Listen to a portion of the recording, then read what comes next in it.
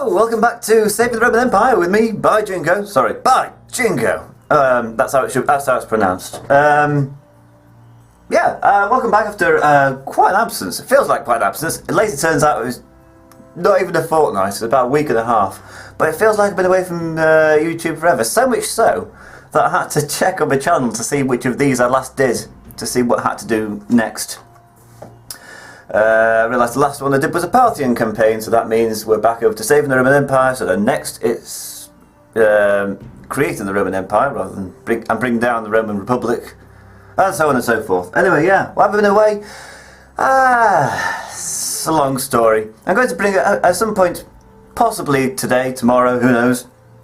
Put forward a explanation video and a video update, channel update video, because they seem to be all the rage. Telling everybody who cares to understand, who's interested, what's up.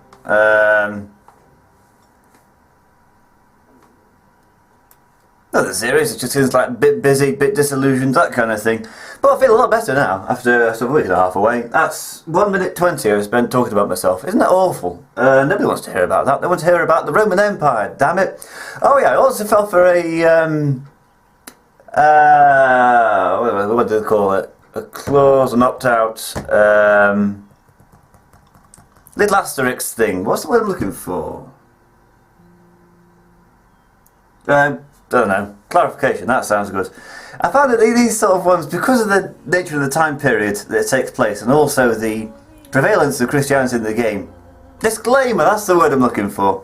Disclaimer. I didn't really want to, because who wants to talk about religion and politics in a game video? There's no better way of upsetting people than religion and politics, I've always been told. But they're my two favourite subjects, amongst other things. Religion I take from a purely academic standpoint. For years on my school record I was down as nominally Anglican. I think that might have been actually how it was written, nominally Anglican. But, no.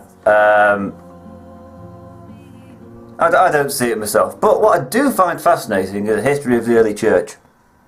From about, well, from its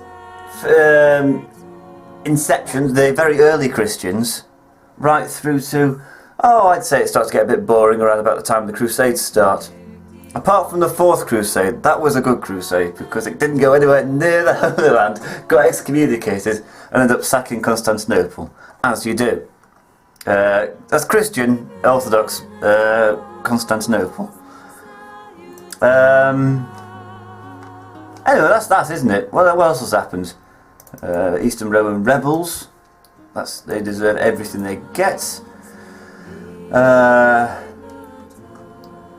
You can go over there, because you're rather quite useless, but you can build a watchtower. Now what we do need to do is spend some money. Now I also played an offline game, that's it, that's what I've been doing in the meantime.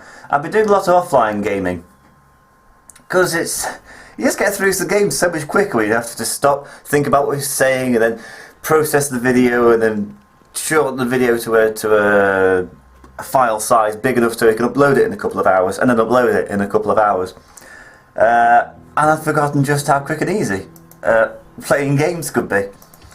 But what I had found was a good way of dealing with hordes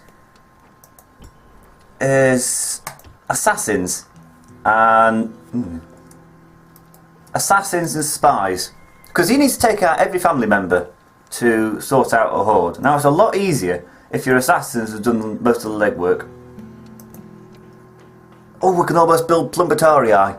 Oh god, I love Plumbatorii. Go on all day about how I love Plumbatorii.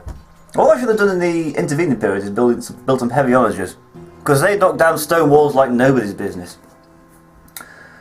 But never mind, you live and learn. Have some regular onagers instead. And you can build, yeah, you're building an assassin, training an assassin. Probably want to focus on building up my economy as well. Who's not building anything? Bergadala. Bergadala has the potential to be quite a good province, a good city, 8,000 population. It often revolts in games like this one. It's only through sort of careful micromanagement that was explained to me on the internet somewhere that most of these cities haven't revolted. Cartago Nova, no, that's Cordoba down there. That one was sort of, I found that one out by accident. Like, if you just set it in such a way, then it doesn't revolt, whereas it usually does. It's like it's part of the expectation that revolts. I do say 400, and it'll probably get some happiness when it finishes its Proconsul's Palace. Did I mention about the number of provinces in this game? It is vastly lower than in the original Rome Total War. For instance, Italy has 4 provinces. In the original, it has at least 12. And again, it's got 3 factions living there as opposed to just one. Like Spain has... here's a memory test. How many does Spain have in the original Rome Total War? 1, 2, 3, 4... Actually, it's about the same, isn't it? No, that's 1, 2, 3, 4. I think it's got 5. Things like Sardinia now includes the Balearic Islands, apparently. You can build a Christian chapel. One of the things that's fascinating about the emergence of the Christian faith is it has to morph through various phases. Ooh! Well, at least Nero Flavius has got he's quite loyal as well. Okay, so we've got Gimberius over there and Suoma, who hates Romans. Who doesn't? Well, he should be easy enough to finish off. Yeah. 2 to 1. This should be a fairly easy battle, he says.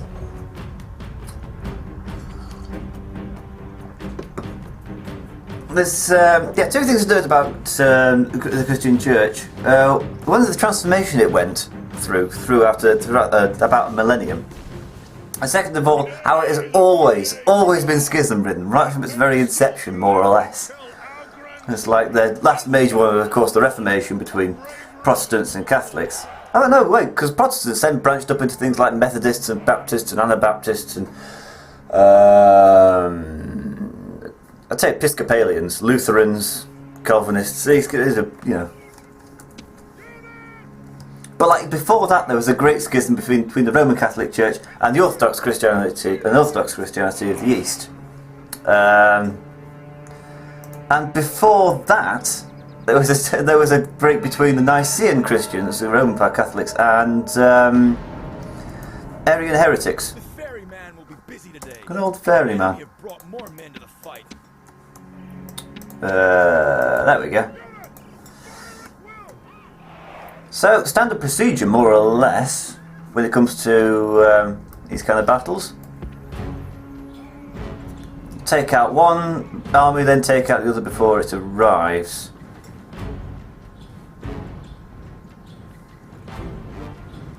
Chosen Warlord, you've been chosen to head this attack. All 49 of you. Against 1,000 plus Romans. Yeah, I'll talk about the transformation of the Christian Church. Because it's at its inception, like the early Church, was so non-violent and pacifistic. I think Dan Carlin describes it as unreasonably so. Like it puts like Gandhi and Martin Luther King to shame. Well, almost. And they're just completely pacifistic. That whole sort of love your enemy, turn the other cheek. When they were fed to the lions in the times of like Nero, if you can imagine it, just being in a stadium where you've got a crowd of thousands of people cheering on the lions, and they would be lying there. They'd be tied up on the stakes, and they would be singing hymns and do things like that. And like whenever somebody struck them, they would do nothing to counter it. But then it becomes a major religion in the Roman Empire, and becomes like the major religion. Like bishops then have a political role to play and actually have state policy. So you start looking at this non-violent policy and you think, hang on a second, running a state is an inherently violent business, particularly if you're a Roman state. Yes.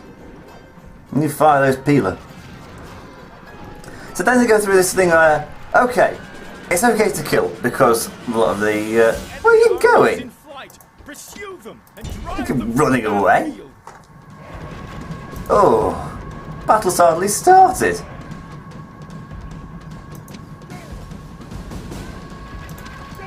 Yeah, talking about non-violent, what a wimp. I mean, barbarians were supposed to be fierce. Germanic barbarians were supposed to be, like, ferocious, terrifyingly ferocious. Not that guy, apparently. I'm not going to catch him. Unless I had missile cavalry, but I don't, so I'm not going to. Yeah, so then the policy then became... Okay, you got a lot of soldiers that were becoming Christians. Because it was similar to Mithraism, and Mithras was big with the legions as well. So the two were sort of went combined. It's like, not a good idea to have soldiers that don't believe in a non-violent creed. Where the first command is thou shalt not kill. You're a soldier, that's what you're there for. So they go with the idea of like dispensation policy. Okay, fine, it's okay to kill. As long as you feel guilty about it and repent afterwards, that's fine. And then, well, that worked for a time. Until the sort of the collapse of the Roman Empire. Then it took the spread of Christianity to people like the Franks. And the Alemanni, the Goths and Visigoths. Not the Saxons. The Saxons didn't become Christianised until well into the inverted commas Dark Ages. About the time of the not the 800s, 600s, perhaps 600 AD, they finally converted to Christianity. Which is why St Augustine gets a road named after him in the council estate near me. I'd be miffed if I was St Augustine myself, but never mind. We've got Chosen Warlord, Spear Warband, and Burgundian Lancers. That shouldn't be a problem for a mainly spearman-led... that Chosen Warlord's going to be a problem, so we'll bring these people over here.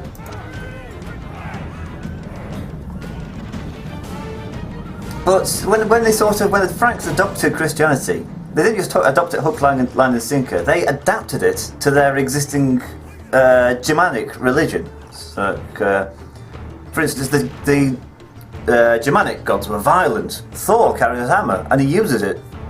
So you find things like images, iconography of Jesus, but Jesus armed. Like nowhere in sort of traditional Roman Catholic belief would you arm Jesus. Jesus. Well, they adapt it, and then when the Roman Empire, finally falls, and then the Catholic Church is led to. Well, these are folding quicker than Superman on Laundry Day. That's a good one.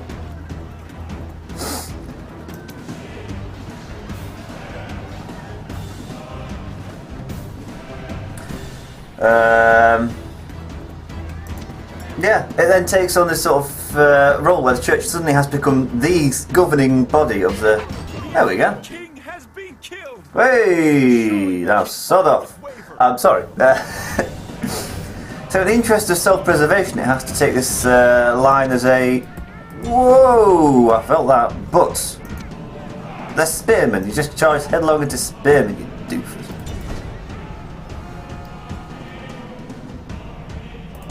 Also, stop running away. Fight and die like a good barbarian. Yeah, the Franks had no time for this sort of pacifistic mumbo-jumbo nonsense. So it turned into a... What are you doing? And why are you charging into them? You're a fool.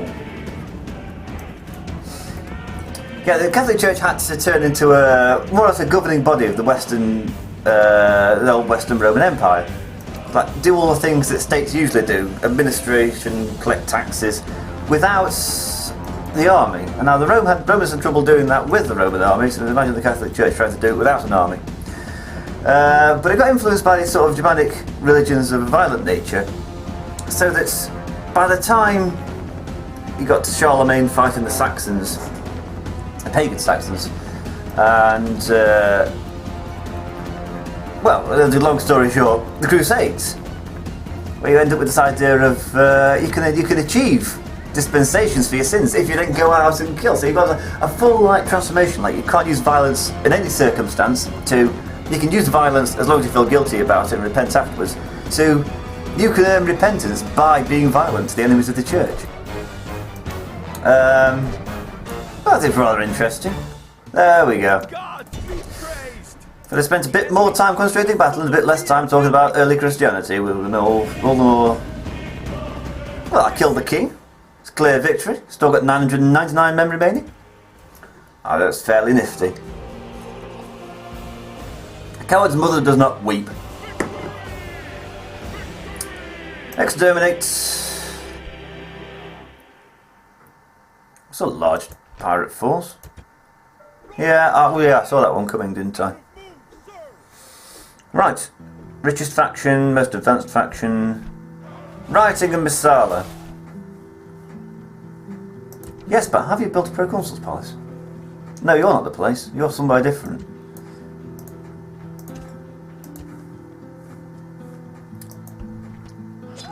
Right, so I was rather hoping that that would wipe out the Alemanni, but it didn't. Oh, they always manage to get Tribus Quadi, don't they? Oof. So now I'm left dealing with this factionaire over here.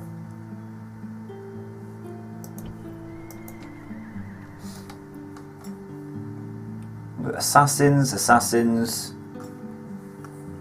This Western frontier is a dangerous place to live.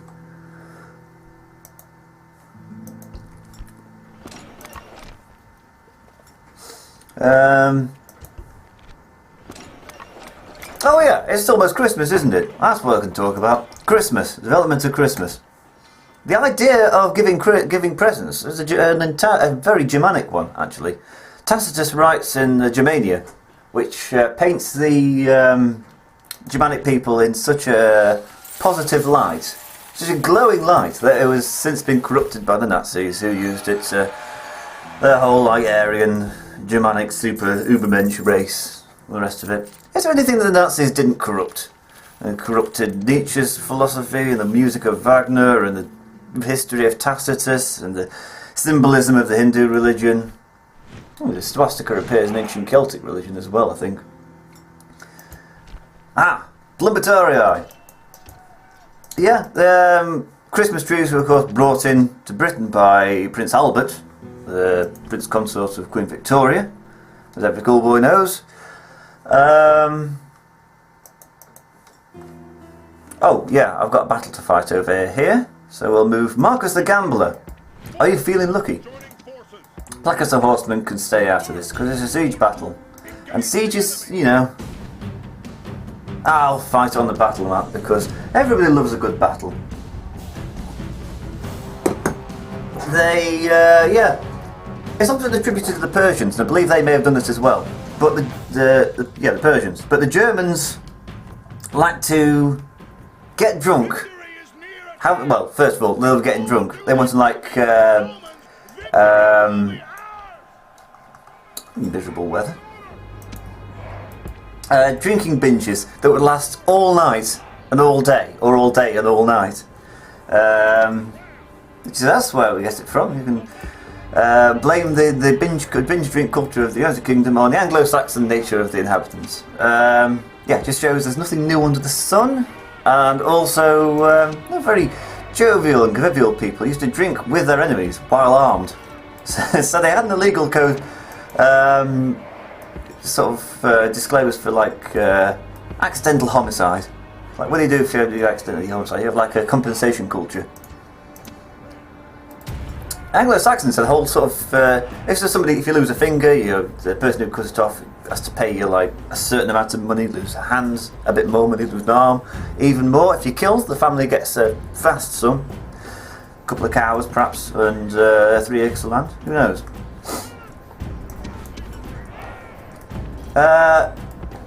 But yeah, Christmas is a midwinter pagan festival. perfect idea, really. Spirits are a bit low because it's a bleak midwinter. You're coming up to this winter solstice. Not the equinox, the solstice. Shortest day. The days are short, the days are cold, the days are miserable. There's snow and misery. And it's going to be a long time since the harvest comes out. But we've got a lot of food left over from the harvest. So what do? You have a party. You eat well, you drink a lot, and you give presents to each other. Very hospitable people, the Germanic tribes on the other side of the Rhine. Love giving presents to each other, love hosting each other. If you turned up to a Germanic person's house, you would get invited in and they would not accept payment. They wouldn't, so they'd probably give you a gift as well. You'd be expected to do something similar at a later date. But isn't that a rather nice idea? Yeah, they're all very nice people until you have to fight them. That's another thing they like doing. They love fighting. They like fighting each other and warring each other and having punch-ups and fisticuffs. Fighting other tribes and fighting within tribes. And as I say, yeah, that's sort of problem with binge drinking and violence. Nothing new under the sun. Are those Hounds of Cullen? Yeah, Hounds of Cullen. One way to deal with berserkers: arrow fire.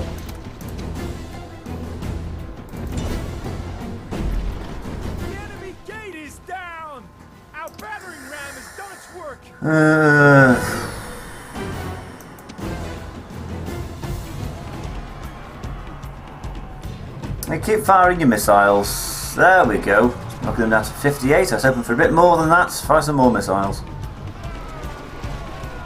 54. Again, I was hoping for a bit more than that. Berserkers, they're just overpowered much. It's a good job they're being like fired on from all directions, because have you ever sort of stopped and watched the actual fighting in this game? It's very good. And that's without all the sort of kill moves rubbish that Shogun 2 had to bring in, and Rome 2. The less I talk about Rome 2, the less I'm going to upset hardcore fans. I never bought it. It was on sale on Steam for 50% off, and I was like, no, I don't think I would be happy if I got it free. But I'm going to stop talking about it because I might upset somebody. Right, that's the Hounds of Cullen taken care of.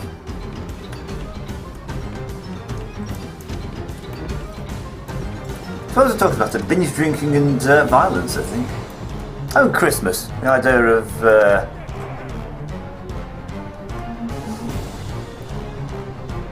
well, I ought to do quite well. Oh, you still got more. How many missiles have you got? There we go. And now are you out? No, you still got some more.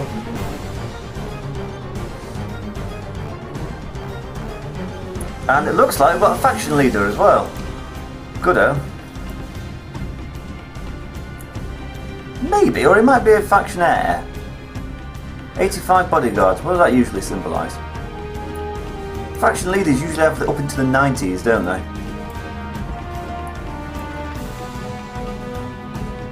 Let's not take the archers in just yet. Let's stop for a quick celebration. Yeah, that's a good idea. Probably going to need Marcus the Gambler. He does have a surname, it's Flavius. All these people are Flaviuses. Flavian dynasty went out with Nero. No, they didn't.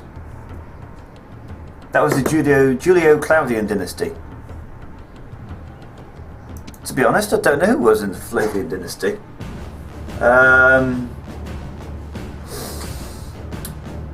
It wasn't the one that started with Vespasian and ended with Domitian, was it?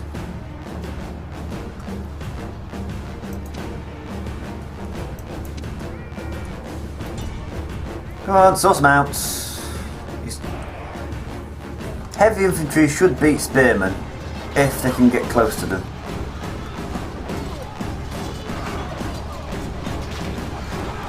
Just look at the combat, isn't it just wonderful? My defeat seems certain. However, my troops are being pushed back.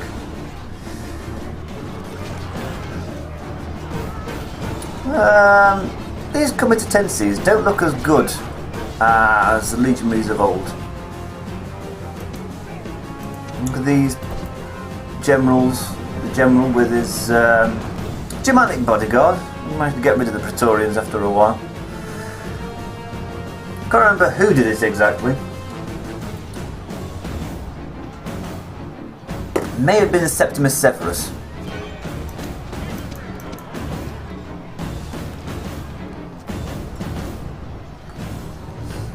Some rather heavy losses. What else to talk about? I've already gone through quite a few Roman emperors when I took that other city. That was from... what's his name? Aurelian through to Diocletian, I think. The soldiers have captured the wall. That's better. Now Yeah, you'd it's time better to run. Press on and capture this place.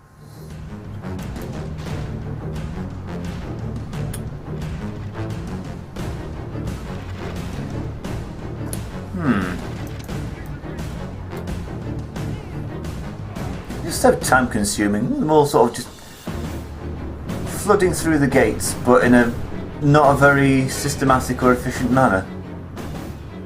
Ah well.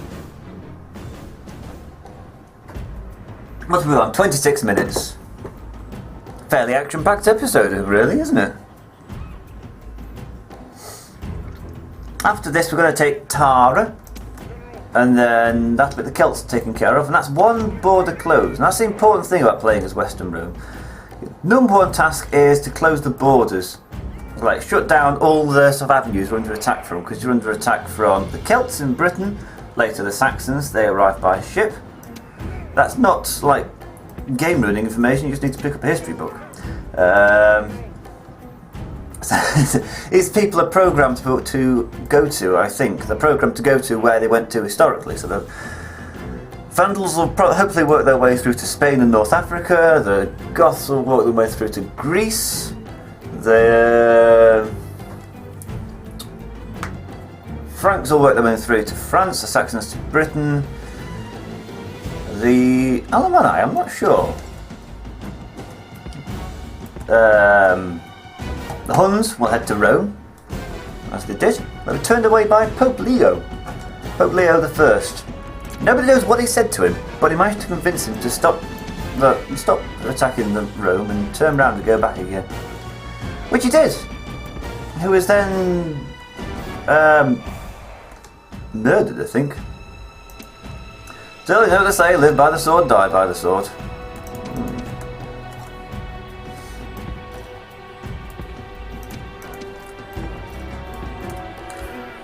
Marcus the Gambler can get involved now.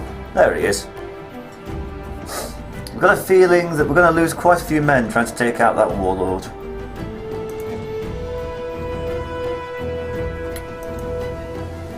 Folding quicker than Superman in laundry day. That was how I laughed. What am I talking about? Going back to jokes that sort of made 10 minutes ago. Oh, wasn't it funny? No, it wasn't. I have a humour problem. I make myself laugh, but nobody else.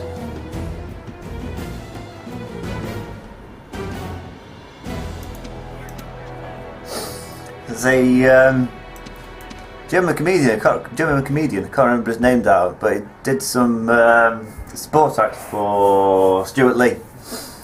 This German, and started his act saying, some people say that the Germans have no sense of humour.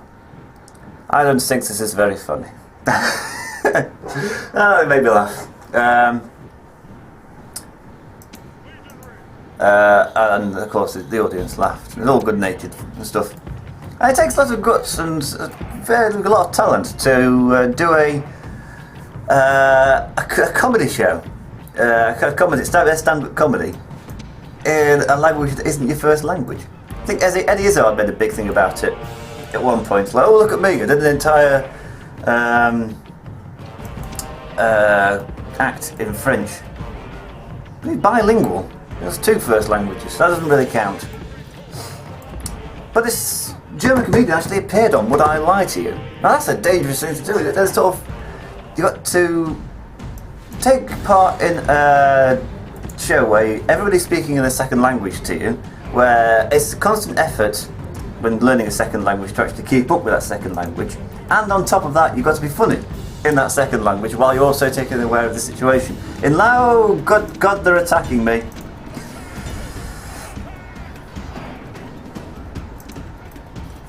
Marcus the Gambler, I need you. Yeah, throw a lucky 7. Well, everybody fire the peeler. That'd be fine. There we go. That didn't work. Oh, that worked a bit better. Down to 81 now. 80... 79. It always turns into this when I'm fighting a faction leader, doesn't it? Just counting your way through the numbers.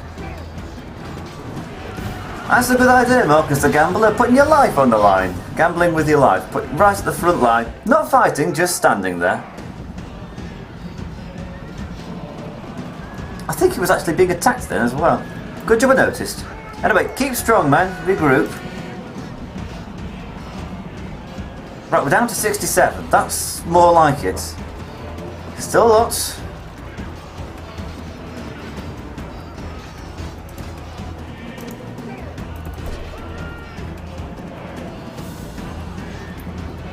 Okay, now there we go. Now you can attack from there behind.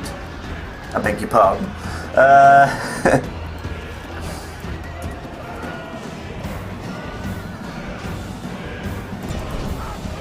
There we go. That's more like it. Stop firing peeler at your general.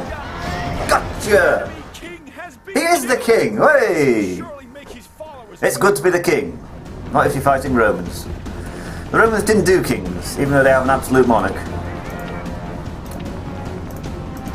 And they were pathological about kings. They despised them.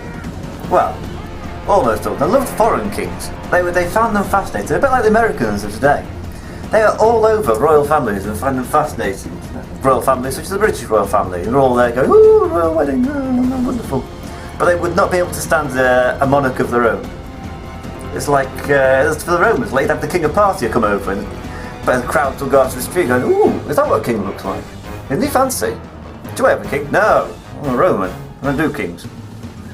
We got rid of them in... Oh, what date did they get rid of them? 710, I think. They got rid of the last king of Rome. It's Etruscan called Tarquinius Superbus. Finally, how many peeler did that get thrown at you before you got the hint?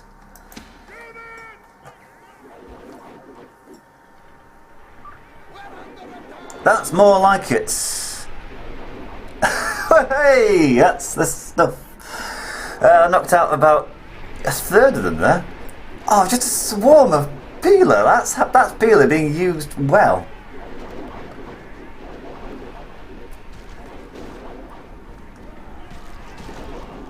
Now, if he'd have used them on the general, that would have been a lot easier. There's 335 men there. Good men. But I won't merge them into one unit because I'm going to take Tara after this, and Tara can train up committed tendencies. Standard Imperial policy, exterminate.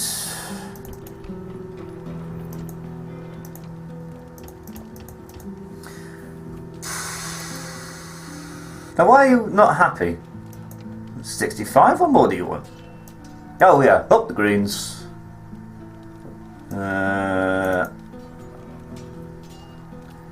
This man's loyalty is loudly trumpeted, mostly by himself.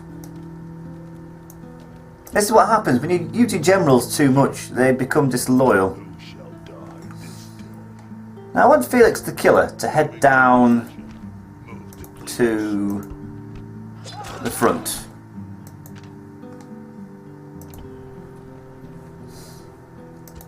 Can you... Oh, you can make assassins. Good.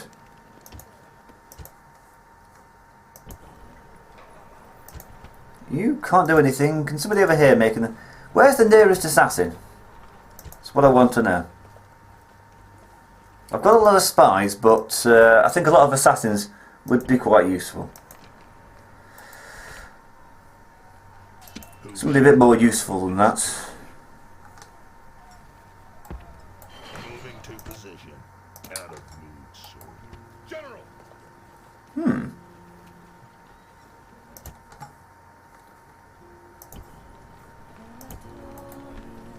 Master of Assassins, +1 to personal security. Now, if I use spies often enough, my faction leader will get spy masters, continual spy masters, and you can send a general through to Rome, pick up the spy master, go off, continue using spies, and the faction leader will get another one.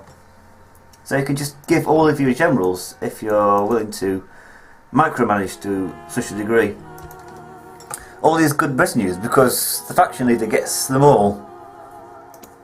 Because he's in charge, he's the boss. So what I'm thinking is, I send this fella back to Rome. I can't believe I had to look to check. What's the name of the Imperial City? What's the name of the city where the Romans came from?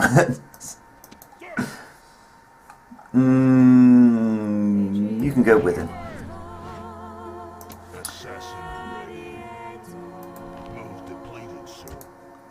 11%, and he's got a 1-star in subterfuge. Now, I've had level 10 assassins before. That's very satisfying to have.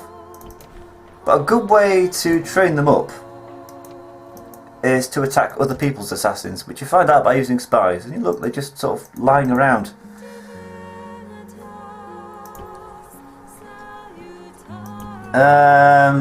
Agents. That's a good way to find out. I've got a spy in Mauritania. Useful. Spy in Mediolina. Yes, master. Spy in Augusta Trevorum. Yes, master. So I've only got 2 so far. Need to work on that.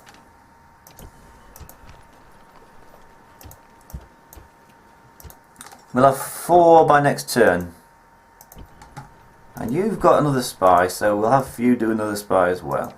Good. Right.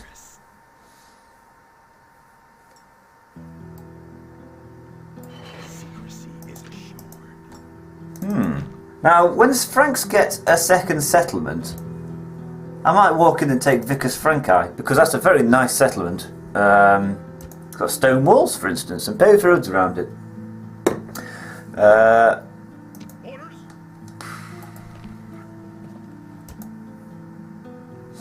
What I might do, build a fort there and put some Limitanae, or Limes as they were called, in. Now you can go back to there. Now if the Franks do attack, they've got to siege the fort first before they can get anywhere near. And time is everything as a Western Roman Empire. Like, you can do a lot of things, but you only have a limited amount of time to do it in. Another good thing to do is to build a fort here as well. Build forts here and here, and basically block off the mountain pass for any hordes that come through from such barbarous regions as, you know, the Russian steppes, for instance. Anyway, that's 38 minutes. That's far too long. So I'm going to stop now before I ramble myself into and my audience into a comatose state. And I will see you next time when we shall build a boat in Dalrada. Build a boat in Dalrada. There we go. Head over to Tara. Sort out the Celts.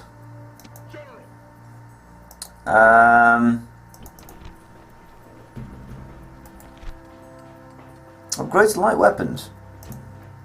See, this is the cost-benefit analysis. Like, going to Christianity, you get unify the empire for a start, and you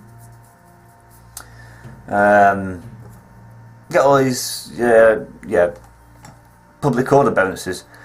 But Vicus Franci, I know for a fact, has a very nice temple in it that gives 3 experience to troops trained there. So what I guess I did in my last game I played was converted most of the empire to Christianity, but left 1 or 2 pagan provinces that were like training camps.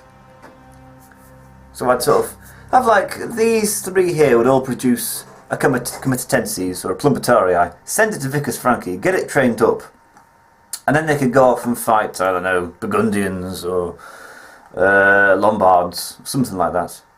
I think the Lombards try to... That's it, the Lombards head to Italy as well. Because Lombardia is this region, I believe. I think. There's Lombardia, Umbria, and somewhere else. The rest of Italy. Anyway, I'm now on to 40 minutes now, so I'm going to shut up, and I will see you next time.